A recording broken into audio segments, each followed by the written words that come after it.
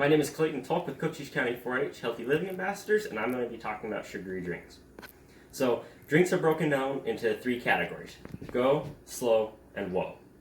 Go drinks are things that you can drink anytime, whenever you want, as much as you want, like water, unsweetened tea, and plain milk. Whoa drinks are drinks that you shouldn't drink very much but are okay for you, like chocolate milk or your sports drinks. Whoa drinks are things like sodas and Kool-Aid, things like that have a lot of sugar and you don't want to drink all the time. Drink those on special occasions like birthdays, things like that, holidays, whatever.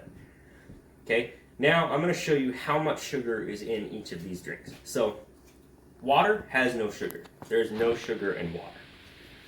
Okay, chocolate milk has this much sugar. And how you determine how much sugar is in each drink is you read the label, you find how much sugar is in it. Then you divide the grams of sugar by 4. So if this, for example, this has 40 grams of sugar.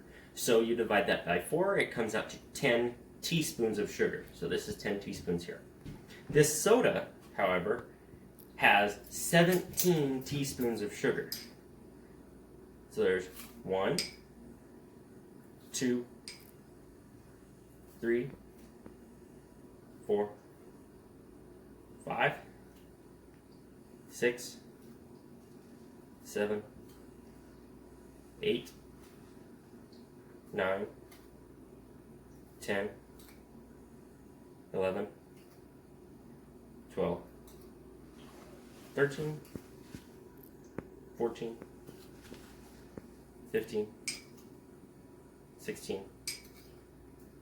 and 17.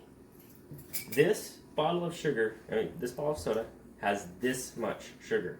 That's a lot of sugar in one drink. So, some other alternatives that you can make instead of soda are you could make some sun tea, or you could make what I'm going to show you how to make right here, and that is going to be fruit infused water. So, right here I have about a gallon of water. Filtered water is best if you have it, or bottled water.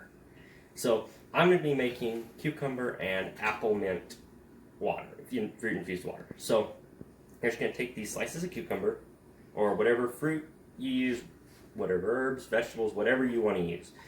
Another good one is like peaches and strawberries and things like that. So you're going to drop those in the water. Then you're going to take 2 leaves of mint and you're going to put those in the water. Then you're going to put the lid on this and put it in the fridge for a couple hours, overnight, whatever, so that it has time to infuse the fruit into the water. So I want you guys to either find one drink in your house and figure out how much sugar is in it and then show your family how much sugar is in that drink, or make your own fruit infused water and try it out for yourself. Thank you for watching.